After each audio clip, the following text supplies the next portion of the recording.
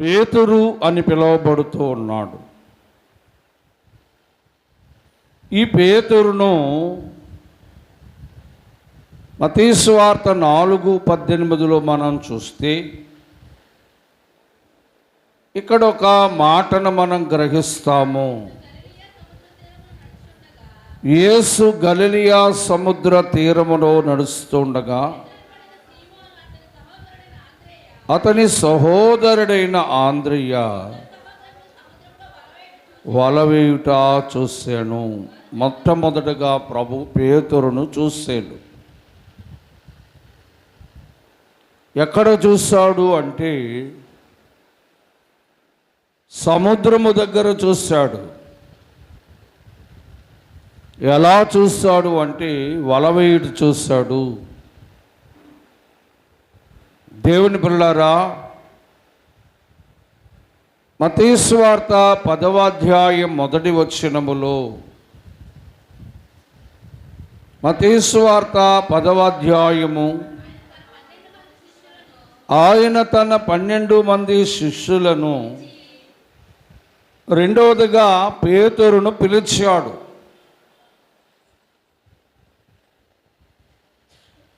పేతురును ప్రభువు చూశాడు. రెండవదిగా పేతురును పిలిచాడు. లరా ఇక మూడవదిగా మనం చూస్తే మార్కు సువార్త 3వ అధ్యాయము 3వ అధ్యాయం 13వ వచనాన్ని మనం చూస్తాం. మూడవదిగా పేతురును ఇష్టపడ్డాడు.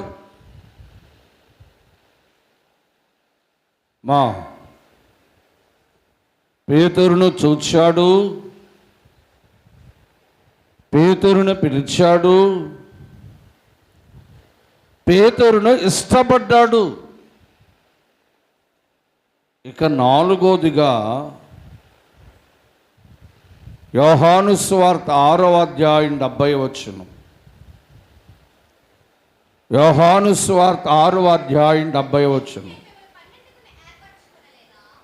ఇక నాలుగోదిగా ఏర్పాటు చేసుకున్నాడు. ఏం చేశాడు? పేతురును ఏర్పాటు చేసుకున్నాడు. దేవుని పిల్లారా, పేతురు స్థితిని చూసి పేతురుని పిలిచి పేతురుని ఇష్టపడి పేతురుని ఏర్పాటు చేసుకొని ఇక ఐదోదిగా మనం చూస్తే మత్తయి సువార్త 10వ అధ్యాయం 5వ వచనం. యేసు ఆ 12 మందిని పంపొచ్చు. ఇప్పుడు అదే అధ్యాయం 1వ వచనం. ఆయన తన 12 మంది శిష్యులను పిలిచి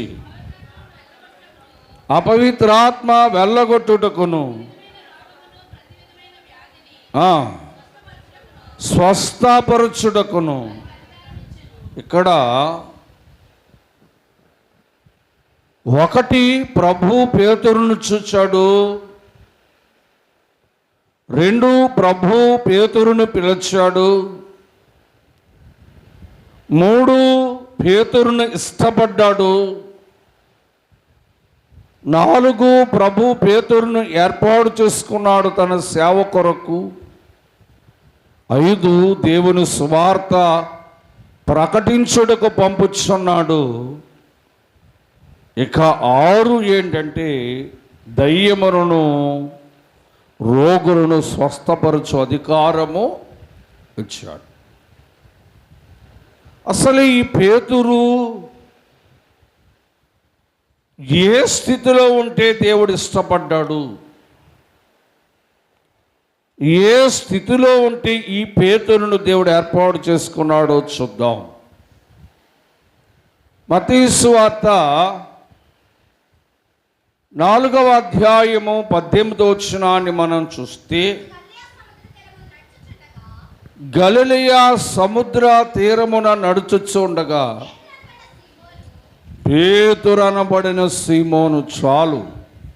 ఇప్పుడు పేతురు ఎక్కడున్నాడు? సముద్రములో ఉన్నాడు. ఎక్కడున్నాడమ్మా? ఆ సముద్రములో ఉన్నాడు. ఈ సముద్రము యెషయా గ్రంథము 57వ అధ్యాయము 20వ వచనము చూస్తే, ఇప్పుడు సముద్రము దేనికి సాదృశ్యము అంటే భక్తిహీనులకు సాదృశ్యం. పేతురును పిలవడానికి గల కారణం ఏంటి అంటే అతడు లోకమనే సముద్రములో భక్తిహీనుడుగా ఉన్నాడు. దేవుని పిల్లారా, ఈ లోకమనే సముద్రములో భక్తిహీనునిగా, దేవుడంటే భయము లేని వానిగా తిరుగుచూ ఉన్నవాడేమో. పేతురు మొదటి స్థితిది. సముద్రము భక్తిహీనతను చూపిస్తోంది. పేతురు ప్రభు యొద్దకు రాకముందు, ప్రభు పిలవకముందు లోకములో భక్తిహీనునిగా ఉన్నాడు. దేవుని యొద్దకు రాకమునపు, దేవుని ఎరగక మునుపు మనము కూడా భక్తిహీనులుగా ఉన్నాం. ప్రియ స్నేహితులారా, ఇక పేతురు రెండో స్థితి ఏంటంటే లూకాసు వార్త 5:8 వచనాన్ని చూస్తాం. లూకాసు వార్త 5, సీమోను పేతురు అది చూచి యేసు ఎదుట మోకాళ్ళ మీద సాగిలపడి, ప్రభువా నన్ను విడిచిపొమ్ము. పేతురు రెండో స్థితి ఎలా ఉందంటే పాపములో బ్రతుకుచున్న స్థితిలో ఉన్నాడు. అందుకే దేవా నేను పాపాత్ముడును అంటున్నాడు. దేవుని పిల్లారా, ప్రభువును చూడగానే ప్రభు ఎదుట మోకరించి, దేవా నేను పాపిని నాయనా, నేను పాపములో ఉన్నాను నాయనా, పాపము లోకములో జీవిస్తున్నాను నాయనా, నన్ను విడిచిపో అన్నాడు. ఇది పేతురు రెండో స్థితి. ఒకటి భక్తిహీన స్థితిలో ఉన్నాడు. రెండు, దేవుని పిల్లారా, పాపపు స్థితిలో ఉన్నాడు పేతురు. ఇక మూడోది ఏంటో తెలుసా? మార్కు సువార్త 1వ అధ్యాయము 16-17 వచనాలు చూస్తే, ఆయన గలిలయ సముద్ర తీరమున వెళ్ళుచుండగా సీమోను సహోదరుడైన ఆంద్రియా సముద్రములో వలవేట చూచెను. వారు జాలరులు. ఎప్పుడైనా గమనించారో లేదో, జాలరులు అంటే చేపలు పట్టేవారు. చాలా దుర్వాసన వస్తుంది వీరి దగ్గర. ఎందుకంటే వారు ఉదయం లేచి వారు చేపలతో వేటాడేవారు కనుక సముద్రములో అనేక దినములు వల వేస్తూ అనేక చేపలను పట్టువారు కనుక వారి దగ్గర దుర్వాసన వస్తుంది. పేతురు ఏ స్థితిలో ఉన్నాడు అంటే దుర్వాసన స్థితిలో ఉన్నాడు. మనము ఏ స్థితిలో ఉన్నాము అంటే పాప దుర్వాసనలో మనమున్నాం. దేవుని పిల్లారా, జాలరిగా అంటే దుర్వాసన స్థితిలో ఉన్నాడు పేతురు. కానీ ప్రభు పిలుస్తూ ఉన్నాడు, ప్రభు చూస్తూ ఉన్నాడు. తాను భక్తిహీనుడుగా ఉన్నాడని, తాను పాపము స్థితిలో ఉన్నాడని, బురదలోను దుర్వాసనలోను తన జీవితాన్ని గడుపుతూ ఉన్నాడని ప్రభు చూశాడు. లరా యోహాను సువార్త 21వ అధ్యాయం 21వ అధ్యాయము 7వ వచనాన్ని మనం చూస్తే,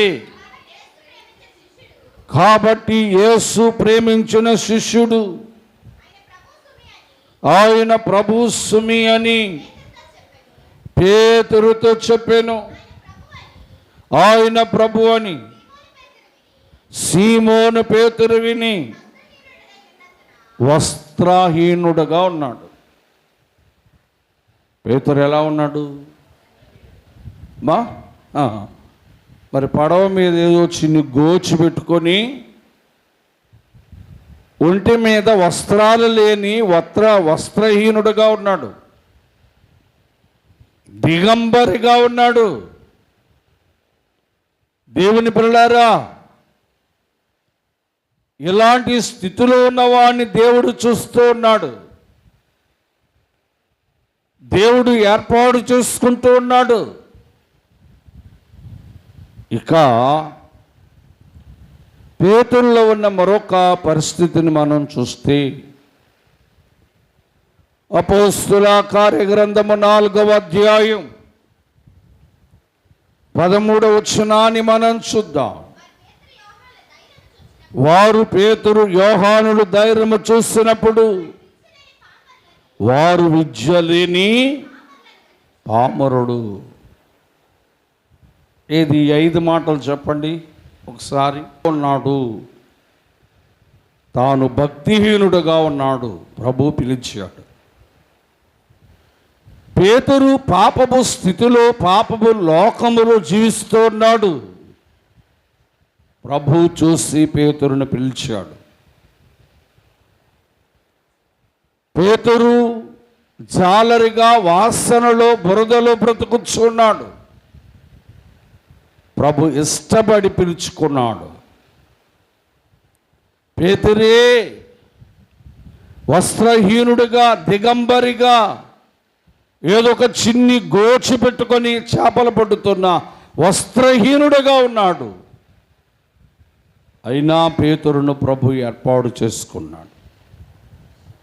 ఇక పేతురు విద్యలేని పామరుడు, చదువుకోలేని పామరుడు. మరి చదువుకోలేని పామరుడు పేతురు మొదటి పత్రిక 2వ పత్రిక ఎలా రాశాడు? బైబిల్లో మొదటి పేతురు పత్రిక చెప్పండి, 2వ పేతురు పత్రిక ఎవరు రాశారు? అబ్బో, ఈ పామరుడైన పేతురు గొప్ప పండితునిగా మార్చబడ్డాడు. దేవుని పిల్లారా, ఇవాళ పేతురు కొరకు చాలా విషయాలు ఉన్నాయి, కానీ కొన్ని మాత్రము చెప్పిన వాక్యాన్ని ముగించేస్తాను. పేతురుకు ప్రభు ఇచ్చిన ఆధిక్యతలు. పేతురు అంటే బండ అని మనం చూస్తాం. ఇతని తండ్రి పేరు యోహాను. ఇతని తండ్రి పేరు యోహాను. పేతురు సహోదరుని పేరు ఆంద్రేయ. మత్తయి సువార్త 4:18 ఉంటుంది, అతని సహోదరుడైన ఆంద్రేయ అని. పేతురు భార్య కొరకు మనం చూస్తే, మొదటి కొరింథీయులకు రాసిన పత్రిక 9:5 వచనములో పేతురు భార్య గొప్ప విశ్వాసము గలదట. పేతురు గారి భార్య గొప్ప విశ్వాసము గలదట. దేవుని పిల్లారా, ఇవన్నీ పేతురు కొరకు మనం తెలుసుకునే సంగతులు. ప్రభు పేతురు కొరకు కొన్ని ప్రాముఖ్యతలు ఇచ్చాడు. మత్తయి సువార్త 10వ అధ్యాయం మొదటి 2 వచనాలు చూస్తే, ఆయన తన 12 మంది శిష్యులను పిలిచి, ఈ 2వ వచనములు చూస్తే 12 మంది అపోస్తుల పేరులు ఏమనగా, మొదటి పేరు సీమోను పేతురు. యేసు ప్రభు వారికి ఎంతమంది శిష్యులు? మొదటి పేరు ఎవరి పేరు ఉంది చెప్పాలి మీరు. ఎవరి పేరు ఉంది? మీరు బైబిల్లో ఎక్కడ చూసినా యేసు ప్రభు శిష్యుల పేర్లు కనబడినప్పుడు ఆయన పేరు మొదట ఉంటుంది. ఆయన ఎవరు అంటే చెప్పండి, పేతురు. యేసు ప్రభు అంతటి గొప్ప దేవుడే పేతురు గారికి ఏ స్థానం ఇచ్చాడు అంటే మొదటి స్థానం ఇచ్చాడు. 12 మందిలో ఇతడు మొదటివాడు, ప్రధానవాడు. పామరుడైనప్పటికీ, పాపము స్థితిలో ఉన్నప్పటికీ, దేవుని పిల్లారా, అతడు జాలరుడై ఉన్నప్పటికీ ఇతడు దేవుని దృష్టిలో మొదటి స్థానమును సంపాదించుకునేవానిగా ఉన్నాడు. మనము కూడా దేవుని సంఘములో మొదట వచ్చేవారిగా ఉండాలి, మొదట మోకరించేవారిగా ఉండాలి, మొదట ఆరాధించేవారిగా ఉండాలి, మొదట ప్రార్థించేవారిగా ఉండాలి. మందిరములో ఏ కార్యమైనా మొదట దేవునికి అర్పణ ఇచ్చేవారిగా ఉండాలి. ఇదిగో దేవుడు ఈ సంఘములో మొదటగా ఇదిగో ఫలానా బిడ్డను ఏర్పాటు చేసుకున్నాడు అనే పేరు నువ్వు కలిగి ఉండడం మంచిది. పిల్లారా, దేవుని వాక్యములో మనం చూస్తూ ఉన్నాం, పేతురు మొదటివాడు. మనము సంఘములో మొదటివారిగా ఉన్నామా? అన్ని విషయాల్లో కడపటి వారిగా ఉన్నామా? ఆలోచన చేయాలి. ఇక పేతురు ఎవరూ నడవలేని కార్యము చేశాడు. చూద్దాం. మత్తయి సువార్త 14వ అధ్యాయం, మత్తయి సువార్త 14వ అధ్యాయము 25వ వచనము నుంచి మనం చూస్తే, అప్పుడు రాత్రి 4వ జామున ఆయన సముద్రము మీద నడుచుచు ఆయన వారి యొద్దకొచ్చెను, శిష్యుల యొద్దకొచ్చెను. ఆయన సముద్రము మీద నడుచుట చూచి తొందరపడి భూతమని చెప్పుకుని భయము చేత కేకలు వేసిరి. వెంటనే యేసు ధైర్యము తెచ్చుకుని, నేనే భయపడకూడని వారితో చెప్పగా, పేతురు నీవే అయితే, ఏమంటున్నాడు? నీవే అయితే నీళ్ళ మీద నడుచుటకు నాకు సెలవిమ్మనెను. అందుకు ఆయన రమ్మనగాని పేతురు దోణి దిగి యేసు యొద్దకు నీళ్ల మీద నడచెను. దేవుని స్తోత్రం. ప్రపంచ చరిత్రలో ఒక మనుష్యుడు నీటి మీద నడిచాడు అనే గొప్ప కార్యము ఒక్క పేతురు తప్ప ఎవరు నడవలేదు. యేసు ప్రభువారే సముద్రము పైన, ఆయన నీటిపైన నడుచుకుంటూ వస్తూ ఉన్నాడట. యేసు ప్రభు శిష్యులు అందరూ ఉన్నారు. పిల్లరా, ఆ సమయంలో పేతురు అన్నాడట, ప్రభువా నీవే అయితే నేను కూడా నీళ్లపైన నడుస్తాను అన్నాడు. సరే నడవమనగానే పేతురు చేసిన కార్యం ఏంటంటే నీటిపైన నడచినవాడు. దేనిపైన నడిచాడు? నీటిపైన నడిచినవాడు. ఇప్పటి వరకు నీటిపైన నడిచి బ్రతికిన వారెవరూ లేరు. ఎందుకంటే నీటిపైన నడవాలి అంటే అది దేవునికి తప్ప మనుషునికి అసాధ్యమైన కార్యం. కానీ పేతురుకు దేవుడు నీటిపైన నడవగలిగిన శక్తినిచ్చాడు అని మనము చూస్తూ ఉన్నాం. ఇలారా ఈ పేతురు ఒకరాక రోజున మత్తయి సువార్త 16వ అధ్యాయము యేసు ప్రభు కొరకు ఒక మంచి సాక్ష్యం ఇస్తూ ఉన్నాడు. 16:13 యేసు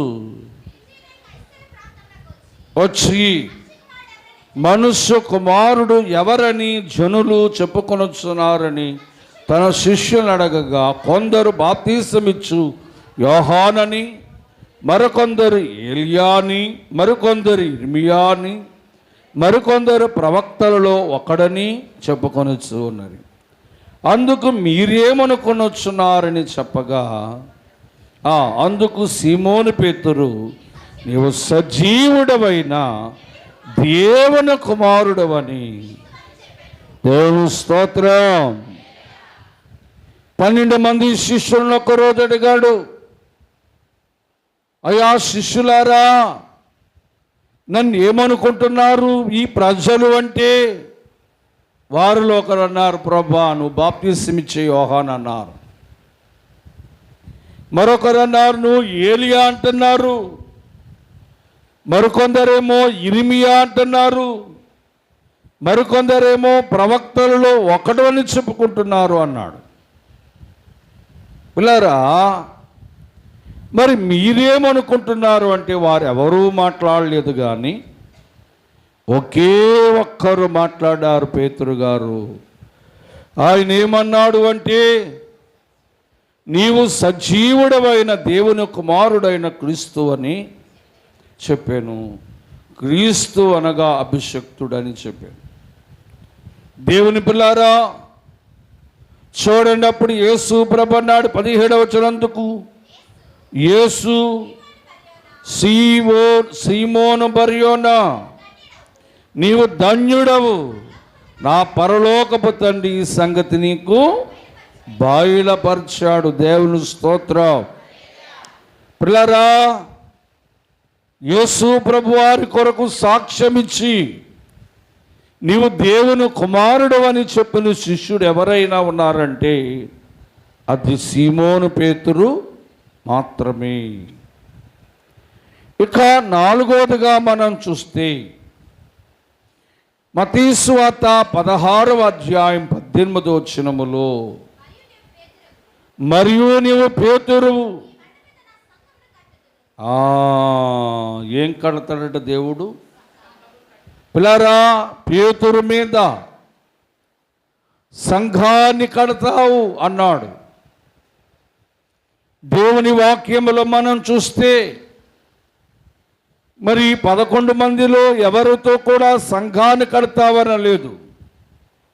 పేతురు, నీవు నా సంఘాన్ని కడతావు, పాతాళ ద్వారములు దాని ముందు నిలవజాలవన్నాడు. నిజంగా సంఘాన్ని కట్టాడు. చూద్దామా? అపోస్తుల కార్యగ్రంథము 2వ అధ్యాయము 14వ వచనాన్ని చూద్దాం. అయితే పేతురు ఆ 14 మందిలో లేచి దగ్గరగా వారు తిట్లనెను, మా యోదయ మనుష్యులారా, యెరూషలేము కాపురమున్న వారులారా, ఇది మీకు తెలియనుగాక, దయచేసి నా మాటలను వినుడి అని చెప్పాడు. ఇలాగున చెప్పి సువార్తను ప్రకటిస్తూ ఉన్నాడు. దేవుని పిల్లారా, వాక్యములు చూస్తే 23 వచ్చిన ఇశ్రాయేలులారా, అదే అధ్యాయము 22 వచ్చిన ఇశ్రాయేలులారా, ఈ మాటలు వినుడి. నజరేయుడైన యేసు యొగు అద్భుతములు మహత్కార్యములను సూచన క్రియలు ఆయన చేయించి, దేవుని స్తోత్రం. దేవుని వాక్యములో ఈ 2వ అధ్యాయము అంతా కూడా సువార్త ప్రకటించాడు. చూద్దాం. అపోస్తుల కార్యగ్రంథము 2వ అధ్యాయం 41 వచనం. కాబట్టి అతని వాక్యము అంగీకరించిన వారు బాప్తిస్మము పొంది ఆ దినమందు ఇంచుమించు 3,000 మంది చేర్చబడిరి. మొట్టమొదటగా సంఘాన్ని కట్టిన వాడెవరు? దేవుని పిల్లారా, ఇక ఏ శిష్యుడు కూడా సంఘాన్ని కట్టలేదు. సంఘాన్ని బోధించి సంఘముగా మార్చినవాడు పేతురు. పేతురుతో ప్రభు అన్నాడు, పేతురు నా సంఘాన్ని కడతావు అంటే పేతురు ధైర్యముగా నిలిచి దేవుని వాక్యాన్ని బోధించి ఒకే దినము నాడు ఇంచుమించు 3,000 మంది సంఘాన్ని కట్టాడు. ఇందులో గొప్పవాడు పేతురు. పిల్లారా, ఇక 5వదిగా మనం చూస్తే మత్తయి సువార్త 16వ అధ్యాయము 19వ వచనాన్ని చూద్దాం. పరలోక తాళపు చేతులు నీకిచ్చెదను, భూలోకమందు దేన్ని బంధించదవో అది పరలోకమందు బంధింపబడును, భూలోకమందు దేనిని విప్పుదువో. దేవుని స్తోత్రం. ఇప్పుడు పరలోకం వెళ్ళాలంటే ఎవరిని అడగాలి మనం? ఆయన దగ్గర ఏముంది? అమ్మా అబ్బాయి ఎవరో నాకు తెలియదు బో అంటే పోవాలి మనం. ఎందుకంటే ఆయన దగ్గర ఏముంది? పరలోక తాళమే ఆయన దగ్గర ఉందంట. ఇప్పుడు పరలోకానికి వెళ్ళాలంటే పేతురు గారు తాళం తీయాల. పిల్లరా, అంతేకాదు పరలోకములో దేన్ని బంధించాలన్నా భూలోకములో దేన్ని బంధించాలన్నా చెప్పండి, పేతురు గారికి మంచి అధికారం ఇచ్చాడు దేవుడు.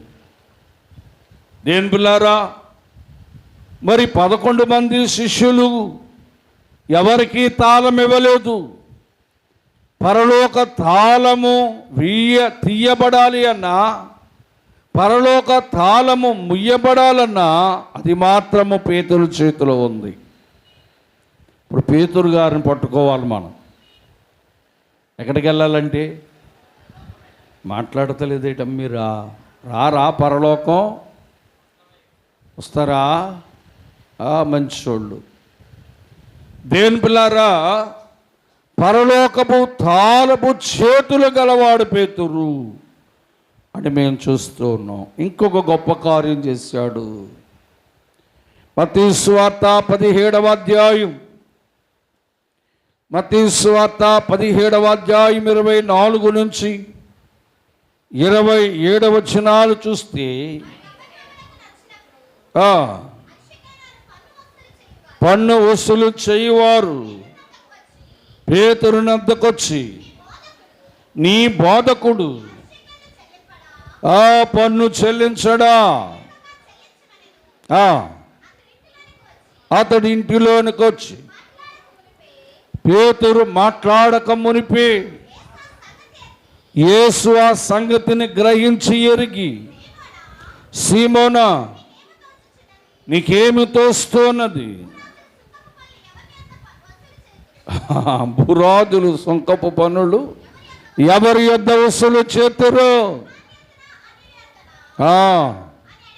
అని అడిగాను. అతను అన్యుల యొద్దనే అని చెప్పాను. యేసు కుమారుడు స్వతంత్రుడే, మనము పన్ను కట్టడానికి అభ్యంతరము లేకుండానట్లు పేతురు సముద్రానికి పోయి గాలము వేసి ఒక చేపను పట్టుకుని దాని నోరు తెరచినడలా ఒక సకేలము దొరుకును. పేతురు ప్రభువు కొరకు పన్ను కట్టినవాడు. ఏమండి, చక్కగా యేసు ప్రభు అన్నాడు, అబ్బాయి గాలం పట్టుకో అన్నాడు. గాలం పట్టుకొని సముద్రానికి వెళ్ళిన తర్వాత గాలం వేయి. గాలం వేస్తే ఒక చేప పడుతుంది. ఆ చేప నోరు తెరిచి చూడు, అందులో ఒక సకేలం ఉంటుంది. ఆనాటి కాలంలో డబ్బును సకేలం అనేవారు. పిల్లరా, వా దేశపు భాషలో ధనమును సకేలం అంటారు. ఆ నోరు తెరిచి ఆ చేప నోట్లోంచి ఆ సకేలము తీసి, నీకు నాకు ఏం కట్టాలా? పన్ను కొట్టు.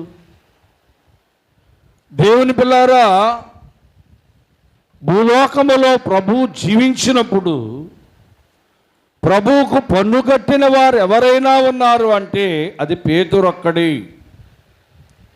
ఆ భాగ్యము పేతురుకు మాత్రమే ప్రభు ఇచ్చాడు. ఎవరికి పడితే వారికి పన్ను కట్టమని చెప్పలేదు. కానీ పేతురు నీకు నాకు కలిసి పన్ను కట్టు అన్నాడు.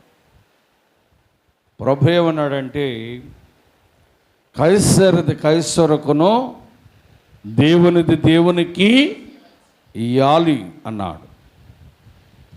కైసరు అంటే ప్రభుత్వాన్ని, ప్రభుత్వం ప్రభుత్వానికి ఇవ్వాలి. దేవుని సొమ్ము దేవునికి ఇవ్వాలి.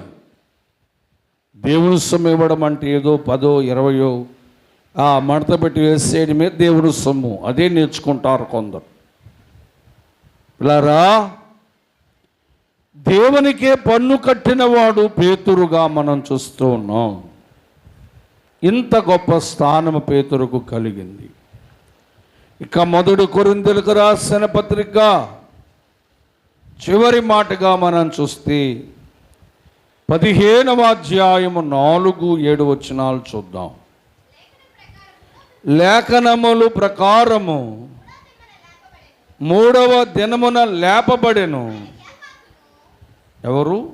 కైఫాకును, కేఫాకును. దేవుని స్తోత్రం. ఎవరు అంటే ఇక్కడ చూస్తున్నాం, కేఫా అంటే పేతురు. అరబిక్ భాషలో పేతురు అని అర్థం. యేసు ప్రభువారు సిలువ వేసి సమాధి చేయబడిన తర్వాత, సమాధిలోంచి లేచిన తర్వాత మొట్టమొదటగా కనబడింది ఎవరికట? పేతురుకే. ఎవరు కనబడ్డాడు? పేతురు కనబడ్డాడు. ఆ తర్వాత 12 మందికి కనబడ్డాడు. ఆ తర్వాత 500 మంది సహోదరులకు కనబడ్డాడు.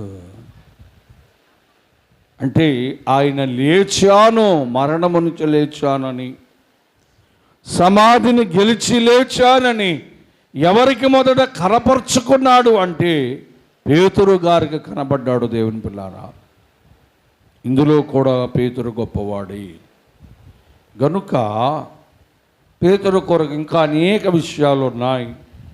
ఇంకా వచ్చే దినాలలో మనం నేర్చుకుందాం. మరి ఇటువంటి పేతురును ప్రభు ఏర్పాటు చేసుకొని అపోస్తలుగా దేవుని సేవ కొరకు పంపబడే వారికి దేవుడు నియమించాడు. ఇది పేతురుకు కలిగిన గొప్ప ధన్యత అని మీకు తెలియజేస్తున్నాను. ఈ మాటలు ప్రభు దీవించునుగాక.